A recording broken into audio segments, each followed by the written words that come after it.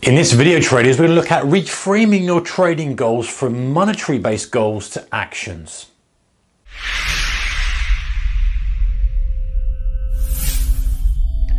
Hey traders, a very warm welcome to you. Okay, so I'm revisiting this from a very slightly different angle. I've recently been reading lots of books and podcasts, listening to podcasts, watching videos from kind of life strategist type guys, you know, the guys who not just telling you, oh, you should do this and do that, but guys who have actually done really good stuff, whether they're kind of top athletes, top business people, that kind of stuff, and giving you kind of tips and ideas on your own improvement in life and stuff. And so you can take those and put them into trading. And I thought, okay, this is quite a good thing to kind of utilize and leverage on a little bit more to take trading to the next level, to improve things, to keep that constant evolving of a trader. So reframing your trading goals from money to actions. Very often as traders, and I can have to say I'm guilty of this myself many times before, we decide to create a monetary based goal. We say something like, hey, I want to make X amount of dollars or pounds in this trade. I want to make more than X dollars today. I want to exceed my largest gain this week. I want to make X amount of pounds this month.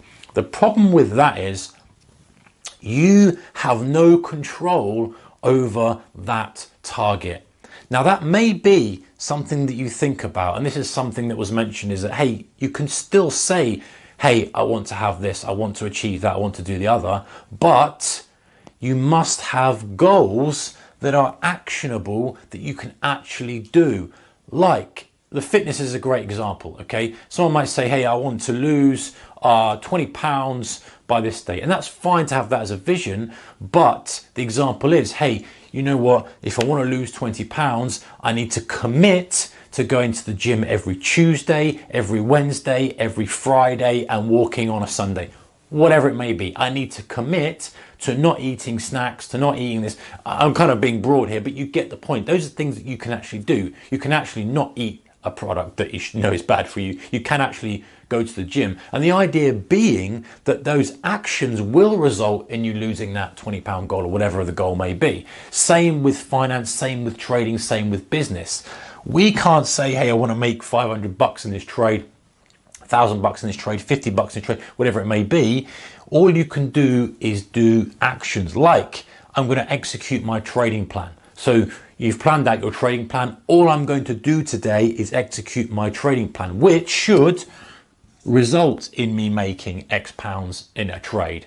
Eventually, maybe not every trade, but eventually that will come good if my trading plan is sound.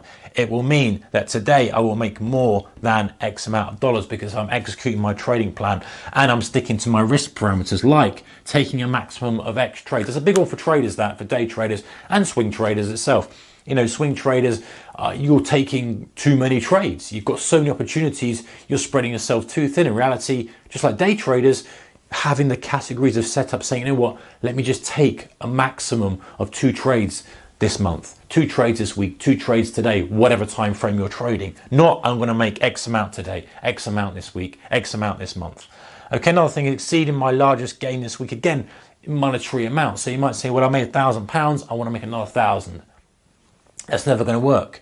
It's doing the actionable thing. So let's look at other these and then we'll go straight to the actions. So a common one is, as we say, making X amount in this trade, making X amount in a time frame. It's something like exceeding my largest gain for the week, pushing my account balance to new highs is quite a common. Hey, I want to get to new highs in my account balance. Another really common one, really common one is getting my account balance back to where it was. Been there, done that. You've had a drawdown, you don't like it, you're not happy about it. You say, hey, I want to get my account balance back to where it was, and your focus is on that rather than the action. So watch out if that's for you. Another one is kind of, you see this go out in the comments, like some comedy books, buy this new toy. Someone goes out to trade and they say, hey, this trade's going to pay my mortgage this month. This trade's going to buy me a nice car. This trade is going to buy me a new TV, or whatever it may be. You get the point. Again, you're framing money to the trade. Now, if you flip it on its head and you say, okay, I'm going to execute my trading plan flawlessly. I'm going to take a maximum of X amount of trades this week, this month, today, because I know that's in my best interest. I'm going to pull the trigger every time. Perhaps you've got a problem with pulling the trigger, you're letting some trades go that you shouldn't do. So you're putting an action in place that allows you to pull the trigger, and if you pull the trigger regularly on the right kind of trades, what's going to happen? You're going to start to see an increase in that. Spend 2 hours reviewing performance. Again, an actionable thing that you can do that you know over the medium to long term is going to improve your bottom line, and you can control it.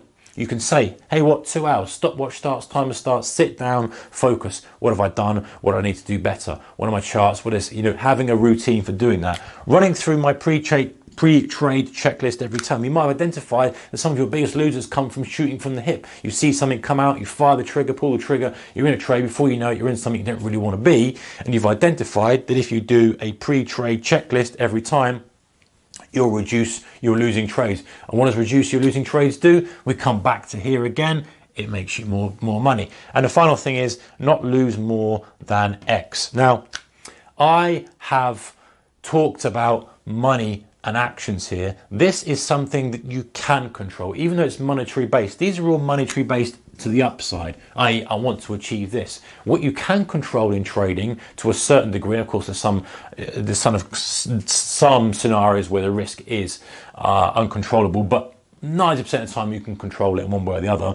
Not lose more than X. So today I'm not going to lose more than X amount of money. This week I'm not going to lose X amount of money. You can control that. That is something you can do, because if you get to that level, you stop trading and you don't trade until the next week, the next day, the next month, whatever it may be. So that is a part of money that you can control, which is why I've got it in brackets.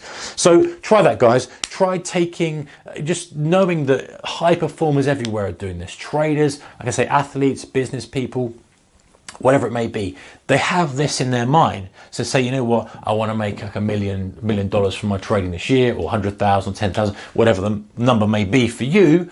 But then they say, okay, what do I need to do? These are my actual actionable goals. I need to do this, do that, do the other, do the other. And if I do all that, then hopefully the outcome will be that. But rather than being focused on that and just aiming for that and then doing kind of crazy stuff that's not going to get me there, this will potentially get me a lot closer, or definitely get me a lot closer. Might not get me quite there, but if I get close enough, I can keep pushing, keep trying. So try that, guys. Let me know how you get on. See you later. Take care.